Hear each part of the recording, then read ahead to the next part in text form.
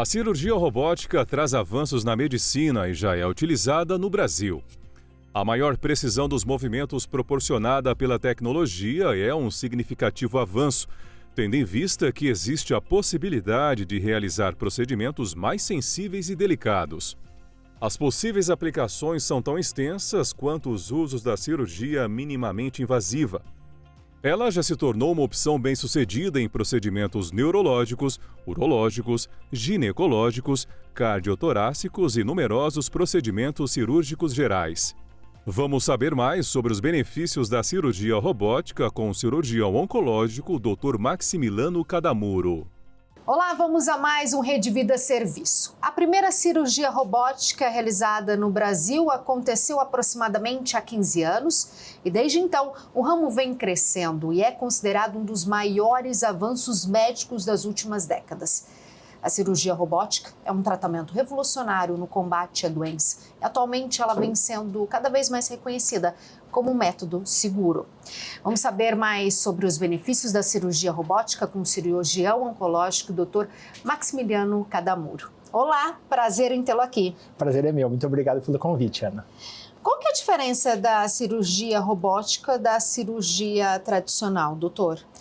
Geralmente, as cirurgias tradicionais que nós realizávamos há muito tempo atrás, era uma cirurgia que envolvia grandes cortes no abdômen e o cirurgião, com as suas mãos e com os instrumentos de cirurgia, realizavam a cirurgia. A cirurgia robótica é um princípio completamente diferente. É uma cirurgia que nós fazemos pequenos orifícios no abdômen, passamos pequenos canudos na barriga, que chamam-se trocáteres, e nós introduzimos os braços de um robô. Então, o que acontece? Você vai insuflar ao abdômen do paciente, que é a cirurgia que mais nós realizamos é sobre o abdômen. Com uma câmera, você não é o meu olho diretamente que vê, é a câmera do robô. E nós vamos manipular num console, a gente chama de carrinho do cirurgião. Eu vou fazer os movimentos e os movimentos que eu faço vão ser reproduzidos pelo robô dentro do abdômen. Então, é uma cirurgia que quem fica em contato direto com o paciente são os braços do robô e o cirurgião realiza esse movimento e o robô reproduz o movimento que eu faço. Então é um princípio muito diferente, especialmente por ser uma cirurgia menos invasiva, envolve pequenas incisões, envolve menos dor, menos sangramento, menos sofrimento para o paciente. Nós vemos que as grandes cirurgias têm uma grande equipe também. A cirurgia robótica também precisa de uma grande equipe ou o número ali na sala cirúrgica é reduzido por causa do robô? Na verdade, isso depende do treinamento. Sempre no começo, quando você está implementando um serviço de cirurgia robótica, é difícil você sair da cirurgia tradicional para ela. No começo sempre é muito mais demorado, muito mais difícil, mas com o treinamento, hoje a maioria das cirurgias, uma cirurgia tradicional muitas vezes envolvia um cirurgião principal, 2, 3 auxiliares. Hoje a maioria das nossas cirurgias envolve um cirurgião que fica no carrinho. A gente tem um outro cirurgião que está ao lado do paciente como auxiliar e um instrumentador e o serviço de anestesia. Então hoje, para os serviços mais treinados, realmente a gente consegue até reduzir o número de pessoas na sala cirúrgica. Qualquer cirurgião pode fazer ou precisa de um estudo, de um treinamento? Como que funciona para estar apto para operar o robô? Então, como é uma tecnologia nova, até muito pouco tempo isso não tinha uma regulamentação clara no Brasil. Hoje as sociedades acabaram regulamentando, então quem pode operar?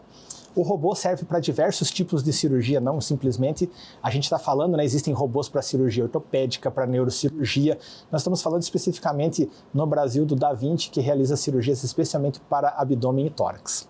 Então, qualquer cirurgião que trabalhe nessas áreas, que já tenha o seu credenciamento pela sociedade da qual ele participa, ele vai precisar fazer um treinamento especial, que envolve muitas horas de aulas, envolve principalmente aulas online, envolve provas online. Depois que você passar dessa fase, você vai ter pelo menos de 40 a 60 horas de uso de simulador. Então, uma vantagem do robô é que você vai usar um simulador semelhante ao robô e vai ensaiar esses movimentos. Claro, é muito diferente você mover a sua mão para fazer uma cirurgia e você mexer num console e ele reproduzir isso lá dentro. Então, envolve muito tempo de simulação para você se habituar com a cirurgia. E quando você vence essas horas, você é prova, que nem criança, né? A hora que você consegue atingir todas as médias, você vai poder começar a fazer cirurgia experimental. Então, você vai ter treinamento em animais com isso. A partir do momento que você está totalmente certificado em animal, você está habilitado a operar, mas geralmente a cirurgia robótica exige ainda uma outra coisa. Pelo menos os primeiros 10 a 20 procedimentos você precisa de um cirurgião experiente, um proctor, que acompanhe você até que esse cirurgião experiente fala, você agora está apto a operar sozinho. Então é um processo demorado, qualquer pessoa pode fazer a certificação, mas isso envolve muito treinamento teórico, muita simulação e pelo menos de 10 a 20 cirurgias supervisionadas por um cirurgião mais experiente. Há quanto tempo o senhor realiza esse tipo de cirurgia? Há mais de 6 anos. Há mais de 6 anos. Qual a diferença que o senhor viu na qualidade da cirurgia que o senhor realiza? Qual a maior dificuldade que o senhor enfrentou ali na hora de operar? Porque deve ser muito diferente, porque não é o contato, não é o tato do senhor ali no paciente. Exatamente. Isso já é uma coisa bem estudada até pela medicina. Então a gente tem uma grande dificuldade porque a cirurgia, o cirurgião é uma pessoa muito presa ao tato. Então você é acostumado a encostar, sentir a estrutura e a grande dificuldade que nós temos na cirurgia robótica é a perda do tato. Então você manipula as pinças e você não tem esse retorno tátil do robô. O robô tem grandes vantagens. Diferente da laparoscopia, ele tem a visão 3D, então a visão do robô é uma visão magnificada em relação à visão do olho humano. Isso pode ser controlado, mas pelo menos 3 vezes. Então você tem uma visão em 3D magnificada, você consegue ver muitos detalhes que mesmo na cirurgia aberta nós não conseguíamos ver, mas existe esse período de transição. Como você vai manipular uma estrutura que você não sente que ela é? Ela é dura, ela é mole, então essa grande dificuldade de você se separar dele e você não ter o retorno tátil, isso é a maior dificuldade no começo. Isso geralmente você consegue vencer depois de entre 20 e 50 procedimentos. Você começa a se sentir mais confortável de fazer a cirurgia, você perde esse medo de não ter o retorno tátil. Existe ainda preconceito por parte da classe médica ou dos próprios pacientes da qualidade, os benefícios da cirurgia robótica? Com certeza, né? O que a gente mais tem hoje, os pacientes hoje, muitos deles vêm pedindo porque é algo que se tornou muito popular no mundo, os benefícios da cirurgia robótica. Uma cirurgia com menos cortes, com menos dor, com maior precisão de movimentos, com menos sangramento. Então, tudo isso já é comprovado com estudos científicos. E, inclusive, para algumas situações, até, um exemplo é o câncer de reto, a gente tem melhores chances de curar o paciente, menor chance de deixar um paciente com uma bolsinha de colostomia para sempre com a cirurgia robótica. Então, em algumas situações, o robô já se provou até melhor do que a cirurgia aberta. Hoje, muitos pacientes vêm pedindo pela cirurgia robótica e, é claro, como a gente está envolvendo o cirurgião e o cirurgião é uma classe muito tradicional, o cirurgião tem muito medo da mudança. Como foi na cirurgia laparoscópica no passado, houve muita resistência no começo, mas hoje, como a quantidade de literatura científica, como no começo, é claro, quando você tem 1, 2 robôs no Brasil, tem 10, 100 cirurgias realizadas, hoje, com milhares de procedimentos realizados no mundo, essa resistência está passando porque ele já se firmou.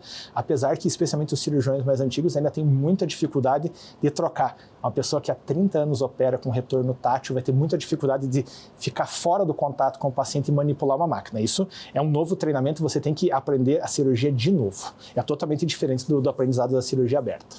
Quais cirurgias que podem ser realizadas dessa forma robótica? É isso que eu falei para você, né? Então, só para deixar bem claro, né?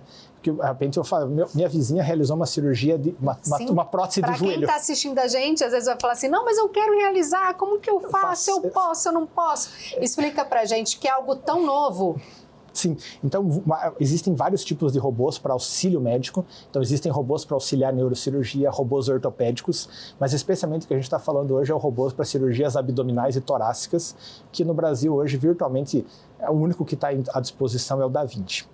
Então esse robô pode realizar qualquer cirurgia sobre o abdômen e tórax, claro. Então, Max, hoje como ele é uma tecnologia cara, a gente acaba reservando ele para os procedimentos mais complicados. Que são quais? Quais são os... Geralmente os procedimentos oncológicos. Então, muitas vezes, a cirurgia mais realizada no mundo é para tratamento de câncer de próstata por via robótica, câncer de intestino, câncer ginecológico, cirurgias de endometriose complicadas, cirurgias bariátricas em pacientes superobesos. Então, geralmente, a gente acaba reservando a cirurgia para esses casos mais complicados. Não que se restringam a eles. Hoje, a grande barreira é que nós não temos tantos robôs e isso ainda custa caro. Então, essa é a grande... Falou, Max, se eu for realizar uma cirurgia para retirar a vesícula, o robô pode fazer? Pode. Hoje, muitas vezes, como custa caro, a gente acaba não usando isso, reservando, mas hoje, virtualmente, qualquer cirurgia que eu possa fazer, ou por via aberta ou laparoscópica, eu posso usar o auxílio robótico. Hoje, talvez a restrição seja de logística, seja de custo e número de máquinas e profissionais treinados. O plano de saúde cobra, o SUS cobre esse tipo de cirurgia? Infelizmente, né, só para a gente entender. Geralmente o que os planos de saúde pagam é aquilo que está regulamentado pelo rol da Agência Nacional de Saúde. E a cirurgia robótica não está regulamentada, é um procedimento extra-rol. Então o paciente tem que arcar com o custo. Um robô custa muito caro, o robô depende, existem mais de uma versão no mercado, mas algo girando entre 1,5 milhão até 3 milhões de dólares. E geralmente o que o paciente, isso tem material descartável sobre ele, não é só o robô. O robô tem o custo dele, tem o custo da manutenção anual dele e tem o material descartável que vai sobre ele. Então, geralmente, o custo que recai sobre o robô é só do material descartável que vai sobre ele, que para toda a cirurgia nós acabamos tendo que trocar. Então, esse é o custo que geralmente recai sobre o paciente. A maioria das instituições absorve o custo do aparelho e repassa ao paciente somente o custo do material descartável que vai sobre ele. Então, geralmente, com algumas exceções, alguns planos de saúde, mas mais de 98% dos planos não cobrem nada, porque não é uma obrigação deles. E no SUS, o SUS ainda não contempla, para a maioria das situações, nem cirurgia laparoscópica. É claro que algumas instituições, bancando do próprio bolso, fazem isso. Existem alguns hospitais no Brasil, no Instituto Nacional do Câncer, no Instituto do Câncer do Estado de São Paulo, o Hospital de Base, alguns procedimentos, o Hospital do Câncer de Barretos. Alguns hospitais fazem, mas eles arcam com o custo. O SUS não financia, acaba sendo financiamento próprio da instituição. Falamos dos benefícios, mas tem riscos? Quais são? Exatamente. Na verdade, um grande problema do início da cirurgia robótica, como toda tecnologia, se você não souber usá-la bem, talvez ela não possa não te ajudar. No começo, essa falta de tato, existiam algumas lesões incidentais, a pessoa não se atentava para alguns tipos de lesão. O robô não tem tátil, ele é muito forte, então se você forçar ele contra uma estrutura, ele vai romper essa estrutura. Então, o grande problema do robô, geralmente, foi a falta de treinamento, a falta de conhecimento, a incorporação de uma tecnologia nova. Hoje, para a grande maioria dos procedimentos, nós consideramos ele muito mais seguro do que a cirurgia aberta ou laparoscópica, com menos sangramento, dor, nesse sentido, né? Então, é um procedimento que vai ter um resultado tão eficaz ou melhor oncologicamente, pelo menos para cirurgias oncológicas, vai oferecer menos dor, vai oferecer menos sangramento. Mas é claro, com o treinamento apropriado. Sem o treinamento apropriado, possivelmente ele pode ser um risco. É que nem dar uma Ferrari para uma pessoa que não sabe pilotar, talvez não funcione tão bem. O senhor falou dos pacientes oncológicos. Depende do estágio, do avanço que está o câncer, para ele poder estar apto a essa cirurgia robótica? Na verdade, assim como a idade também? Sim, na verdade, as grandes limitações hoje da cirurgia robótica, na verdade, é a indicação oncológica, não é a limitação, não é o método, é a indicação. Então, se você tem um paciente com uma doença totalmente espalhada, um paciente muito crítico, um paciente que está muito mal, com o abdômen muito distendido, esse paciente não vai conseguir receber essa cirurgia, mas pelas condições dele. Não porque o robô seja uma contraindicação para ele, mas talvez que a saúde dele não receba também. A cirurgia robótica tem toda uma preparação especial, é uma cirurgia que a gente injeta ar no abdômen, então alguns pacientes que já estão muito enfermos não podem realizar isso. E alguns pacientes talvez não mereçam, então nem todo paciente com câncer precisa ser operado. Então, muitas vezes a gente reserva essa tecnologia para os pacientes que nós vamos operar com intenção curativa, nós vamos tentar fazer um procedimento, e muitas vezes procedimentos paliativos, procedimentos de urgência, a gente acaba tentando não usar eles, mas por restrição de custo ou porque o paciente não toleraria esse tipo de procedimento. E tem uma idade mínima ou máxima, ou o que é avaliado é a condição de saúde do momento do paciente? Hoje a medicina mudou muito, né? Então, antigamente o que nós nos restringíamos à idade cronológica, hoje nós falamos da idade biológica. Nós temos pacientes, recentemente operamos pacientes com mais de 80 anos, uma coisa que era muito restritiva alguns anos atrás, então hoje a gente olha não a idade, mas como a pessoa está. Então, às vezes eu tenho um paciente com 50 com estado de saúde péssimo, e nós temos pacientes de 80 que estão ótimos. Então, não existe uma restrição de idade, existe como o paciente está. Então, a gente fala isso, se refere muito como a idade biológica do paciente. O contrário, os pacientes muito jovens, existe alguma restrição pelo espaço. Então, para você realizar uma cirurgia robótica no RN, talvez não tenha espaço na cavidade para trabalhar com ele. A cirurgia robótica também é aplicada a crianças, claro, com muito mais restrições, é um pouco mais complicado, e a grande restrição que nós temos dele é espaço. Então, a gente precisa de um mínimo de espaço para conseguir trabalhar, isso especialmente em crianças pequenas é bem difícil. Mas hoje ela já vem sendo empregada em alguns serviços no Brasil, especialmente para tratamento de uma patologia, um tumor mais comum da infância é o tumor de Wilms, geralmente é um tumor que acomete o rim, para realização de cirurgias para retirada do tumor de Wilms, é uma coisa, talvez seja a cirurgia mais feita hoje no Brasil. Mas para cirurgias de refluxo na criança, outras coisas também podem ser feitas, mas numa escala muito menor do que no adulto. A recuperação. Qual é a diferença da recuperação do paciente oncológico, por exemplo, que passa por uma cirurgia robótica, do que passa por uma cirurgia tradicional? Os cuidados dessa recuperação são iguais ou tem uma diferença? Não, a gente sabe hoje, especialmente o paciente oncológico é um paciente muito mais frágil, então quanto mais frágil o paciente, mais ele se beneficia da cirurgia robótica, porque é uma cirurgia que emprega menos trauma ao paciente.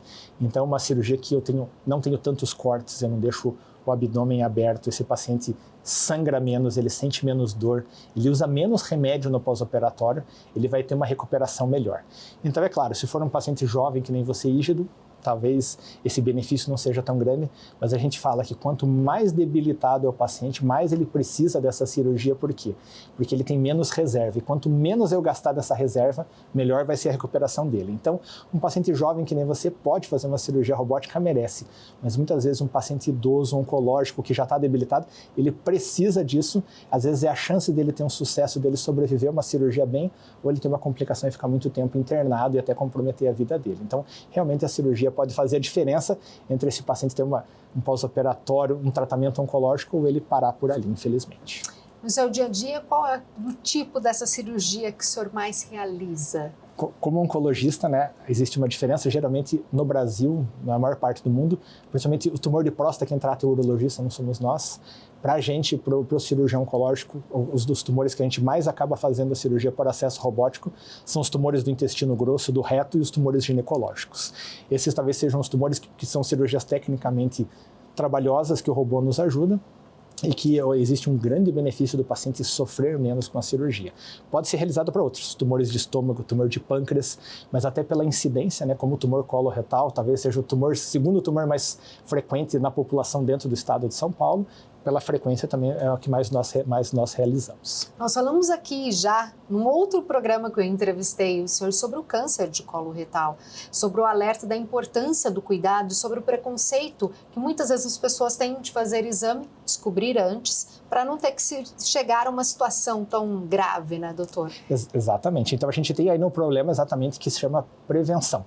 O melhor método de tratar o câncer, a gente chama de prevenção primária, é a gente tomar medidas saudáveis para evitar que isso apareça. Então nós falamos, né, de cuidados de alimentação, a vida saudável, exercício físico. Então todas aquelas recomendações que a OMS tem, se você tiver uma vida saudável, a sua incidência de câncer vai diminuir muito, e se você já teve um câncer, a chance dele voltar é menor. Então o estilo de vida saudável é fundamental.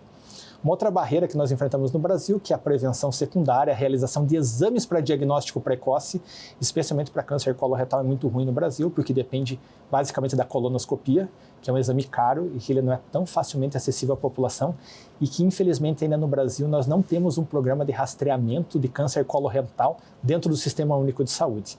Isso acaba impactando. Então muitas vezes, mesmo no consultório, se o paciente vai para um especialista da área, ele vai fazer a prevenção.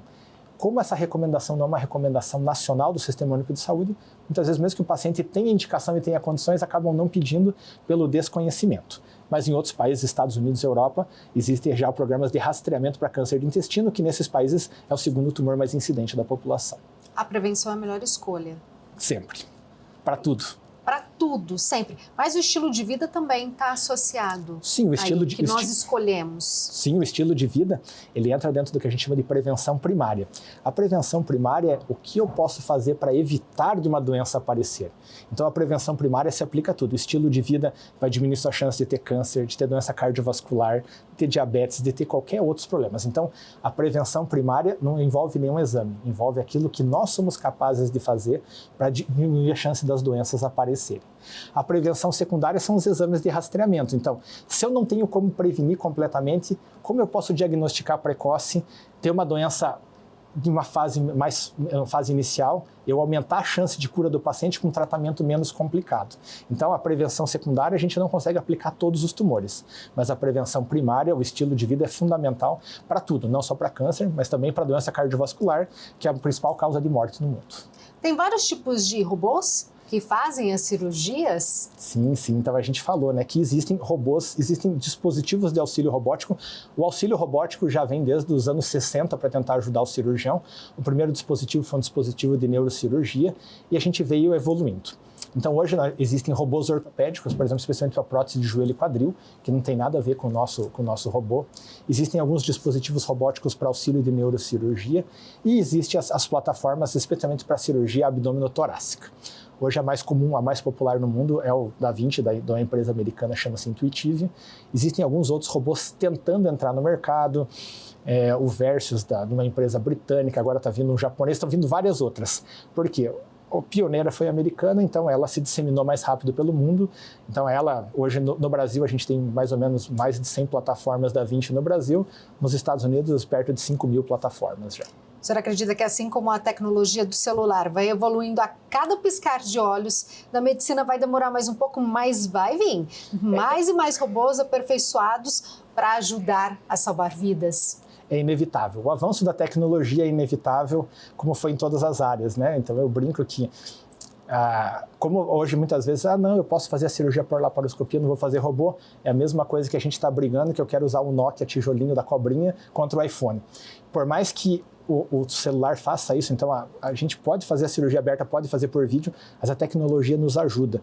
Então a tecnologia, sendo bem aplicada, auxilia demais e a gente considera que é inevitável. A cirurgia robótica vai acabar suplementando. Eu sempre vou ter cirurgia aberta, eu sempre vou ter emergência, vou ter tudo, mas as cirurgias que hoje muitas nós fazemos por vídeo, se não fosse a barreira financeira, a gente poderia fazer todas por acesso robótico, uma cirurgia que se tornaria mais segura, mais fácil, tem os benefícios do robô. As próximas gerações do robô já vão ter incorporação de inteligência artificial para minimizar o erro médico. Então, ele não tem tremor. Se você fizer um movimento brusco, ele freia. Então, passei pode mal, espirrar. Vou mexer o braço, ele vai travar o braço. Então, naturalmente, a gente vai começar a incorporar mais e mais tecnologia, visando uma cirurgia mais segura para o paciente. Então, tudo aquilo que for para incorporar segurança ao paciente e melhor resultado vai ser incorporado. Claro, isso vai ser inevitável. Eu brinco que na década de 80, se você fosse comprar um carro com câmbio automático, custava muito caro, era o preço de 2 carros, era impossível você comprar isso, e hoje se tornou uma coisa corriqueira. Naturalmente, com mais uso, avanço de tecnologia, isso vai baratear e vai acabar sendo implementado em larga escala. Doutor, muda o tempo de cirurgia, de uma cirurgia normal para robótica? Ela é mais rápida? Num princípio, não. Então, no começo, como eu falei, a cirurgia robótica envolve vários steps de segurança, inclusive de cuidados anestésicos, você fixar o robô em cima do paciente, isso a gente chama de docagem. No começo, a cirurgia robótica era muito mais demorada que a cirurgia aberta. Quando a equipe começa a se tornar experiente, geralmente isso vem caindo muito tempo, mas como tem alguns tempos especiais de preparo, ela ainda pode se tornar um pouquinho mais devagar do que a cirurgia aberta, mas hoje, com uma equipe bem treinada, esse tempo é 15, 20 minutos a mais, o benefício que isso oferece ao paciente no pós-operatório, esse tempo a mais de sala acaba não sendo nada importante. Eu diminuo tanto tempo de internação, dor nesse paciente, que isso tudo desaparece. Qualidade de vida, salva vidas, só benefícios, tem que ter coragem e tem que aceitar a nova tecnologia, doutor? Inevitavelmente, a gente tem que aceitar as novas tecnologias. Então, por mais que muitas vezes a gente não goste, você deve ter visto, né, quantas pessoas falam, não quero o computador faz parte da vida de todo mundo. Isso também vai ser uma coisa que vai ser incorporada. É claro, as incorporações de tecnologia em saúde são um pouco mais lentas, até porque nós somos muito mais rígidos com a segurança. Será que isso não oferece risco? Então, claro, a medicina, como mexe com a vida humana, que é um bem que não tem preço, nós somos muito mais cuidadosos com isso. Mas é inevitável a gente melhorar. Então, graças a Deus, isso está vindo para melhorar e as melhoras, graças a Deus, são inevitáveis. Adorei aprender e entender sobre a cirurgia robótica. Muito obrigado por ter vindo aqui. Parabéns pelo seu trabalho. Obrigado por salvar tantas vidas. Muito obrigado. Este foi o Rede Vida Serviço sobre cirurgia robótica, novas tecnologias que têm ajudado a salvar vidas, com o Dr. Maximiliano Cadamuro, cirurgião oncológico. A entrevista vai ficar disponível no endereço que aparece aqui na tela. Até mais. Tchau, tchau.